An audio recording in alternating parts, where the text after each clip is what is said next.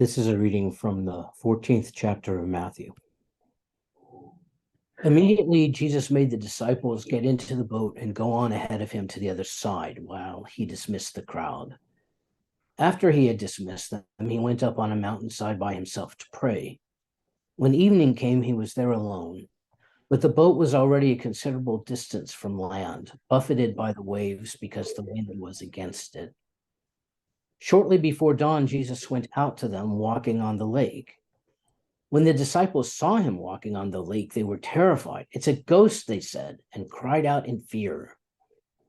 But Jesus immediately said to them, "Take courage, it is I, don't be afraid." "Lord, if it's you," Peter replied, "tell me to come to you on the water." "Come," he said. Then Peter got down out of the boat, walked on the water, and came toward Jesus. But when he saw the wind, he was afraid, and beginning to sink, cried out, "Lord, save me." Immediately Jesus reached out his hand and caught him. "You of little faith," he said, "why did you doubt?"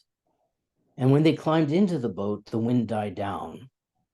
Then those who were in the boat worshipped him, saying, "Truly you are the Son of God."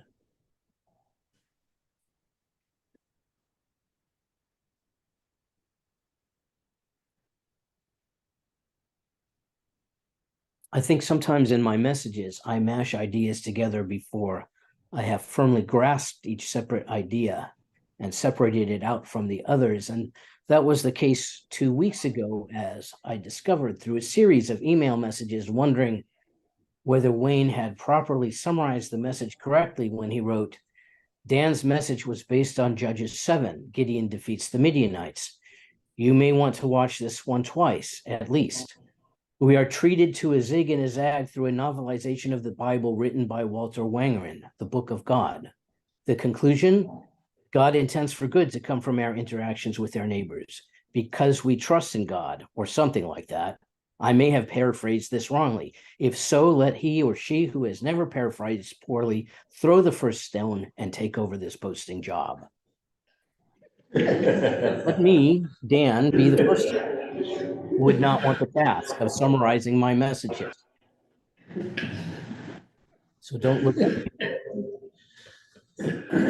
Anyway, in retrospect, I think in that homily, I tangled together 3 ideas that run parallel to one another, build on each other, even rely on each other, but which are not the same idea. The first idea was that when we allow ourselves to be ruled by fear, we sometimes respond to our neighbors, friends, and allies as though they were our enemies. And we do damage to our friends and family and neighbors because our fear prevents us from seeing the other truthfully or realistically.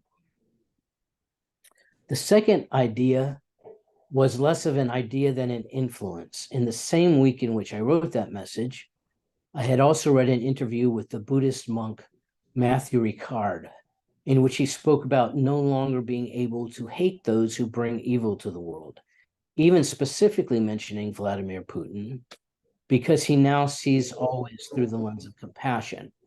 Even though he recognizes that some individuals are the cause of evil in the world, he does not wish evil for them in return, but actually desires their redemption.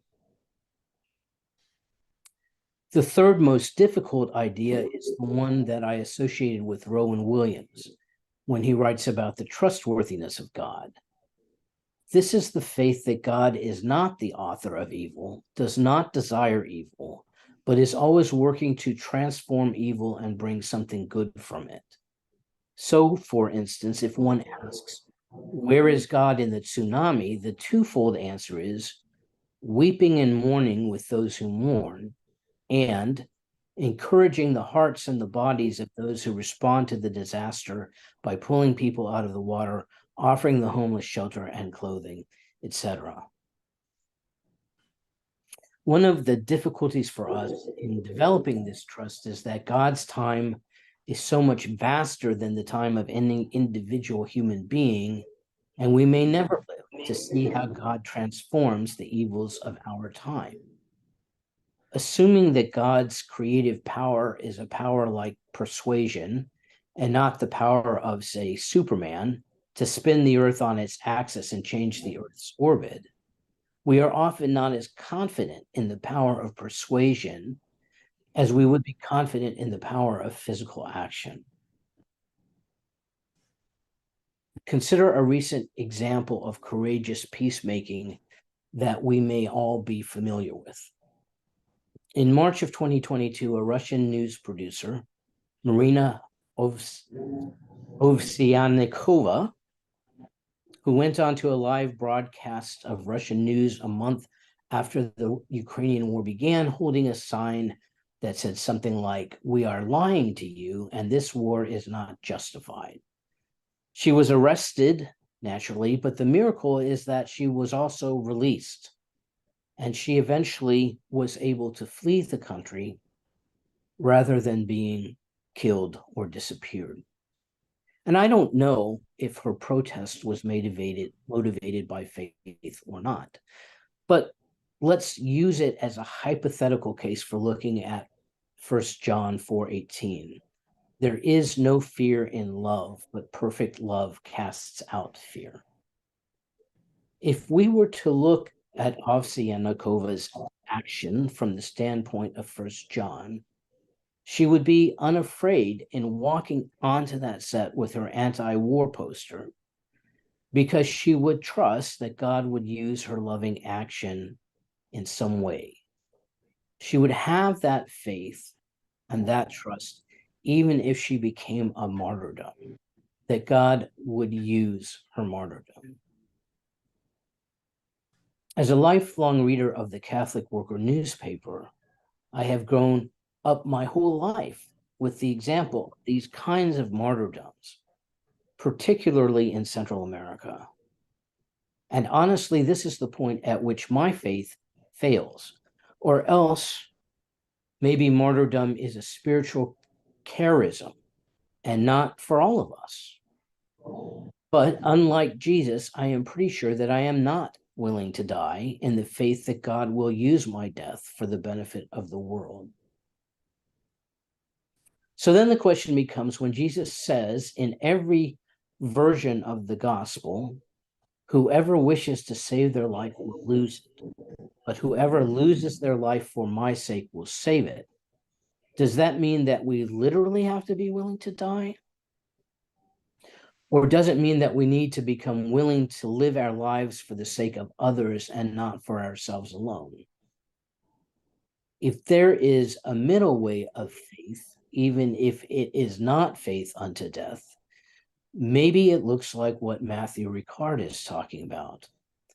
To be able to view every human being, no matter how odious he or she is, through the lens of compassion.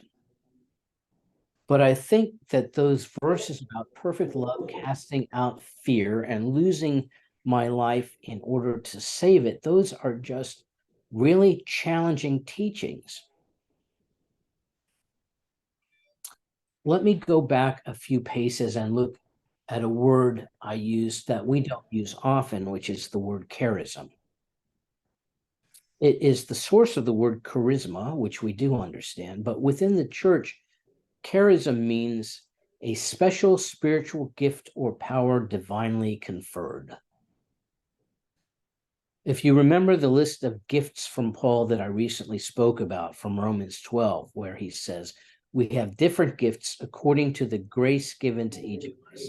He then lists prophesying, service, teaching, encouraging, giving, leadership, and mercy as some of these gifts. There are other lists that he makes that could be made of these spiritual gifts that would include healing, evangelism, praying, and such like. And I'm certain that the early church added martyrdom to this list. But if martyrdom is a charism, as I think it is, then laying down our life for our friends must have different meanings depending on the charism that we have each been given. If laying down our life for our friends does in fact mean, as I've suggested before, that we are giving ourselves away, giving especially the gift that God has given us to give away, our own individual charism, then our perfect love is to use our particular gift as a channel for God's love, not necessarily to offer a gift that we haven't been called to give or haven't been equipped to give.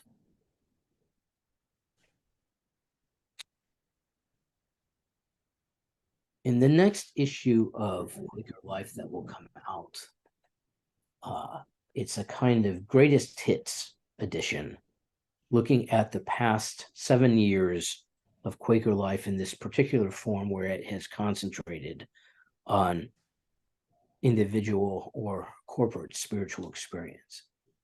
And as I was reading through the selections, I came across a piece by Julie Rudd on the passage that I began with, Peter walking on water. And it really speaks to this idea of where exactly we are called to be and what we are called to do. So she quotes the passage about Peter trying to walk on the water. And then she says, consider this. You aren't called to do anything that you aren't equipped to do. I think this is a very hopeful point for you and me, because God gives us the gifts that we need to do our work in the world. That's part of the promise of the gospel. We're given teachers and caretakers and visionaries as we need them. So it would follow that if God wanted you to be able to walk on water, you'd have legs and feet like a water bug. You don't, to the best of my knowledge. So you can safely assume that walking on water isn't your calling. If it were, God would have equipped you for the task. Peter, likewise, was never called to be a water bug. So consider this as well. Had Peter trusted the voice that he heard when it said, "Take courage, it is I, don't be afraid," he wouldn't have asked about leaving the boat in the first place. Think about it. This isn't a story about the ice capades or a floating ballet or some other water-based performance art. The disciples are in a boat. A boat is a mode of transportation, like a bicycle or a truck. The whole point of being in a boat is that you're going somewhere. Jesus sent the disciples in the boat to travel across the sea. He stayed around on the mountain a while to pray, then set out over the sea after them. He gets in the boat with them, they reach the shore, and they go on with the work of ministry. That's the story. Peter doesn't get out of the boat because he's stepping out on faith. He gets out of the boat because he has forgotten the story, because he's lost the plot. Julie goes on to say that the key to the plot is to listen to God. And part of that listening to God is what helps us to discover our charism, the gift that God expects us to give away, teaching or encouraging or healing or storytelling or companionship or whatever it might be.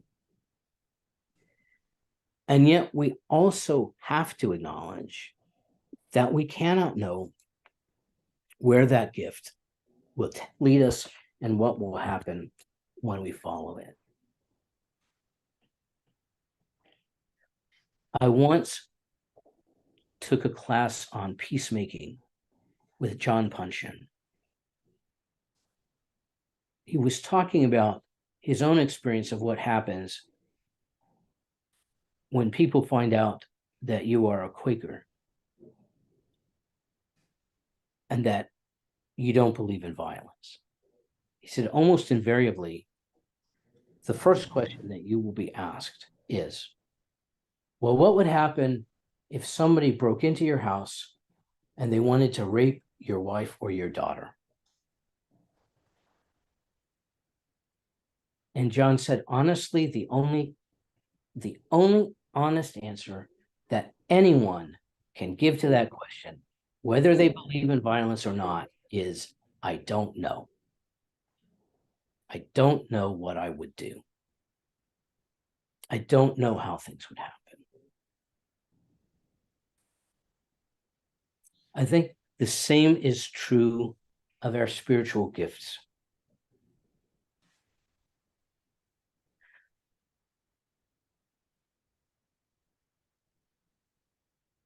Many of the Catholics who became martyrs in Central America were martyred for the gift of companionship. Not because of anything particular thing that they did,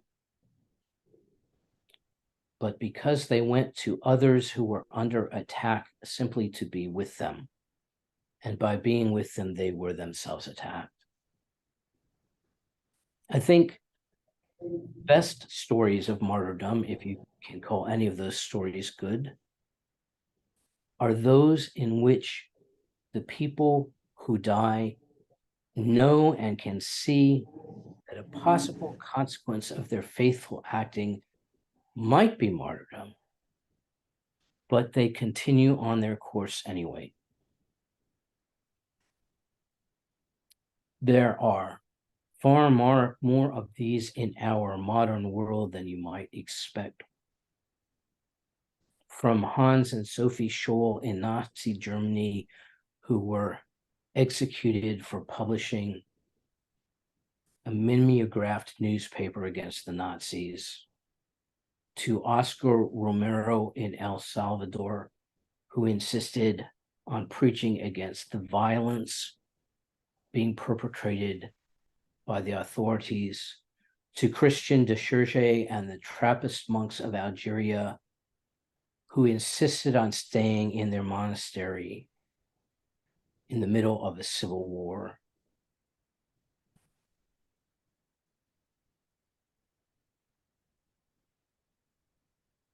We don't know what our particular charism might carry us toward, but we also don't have to believe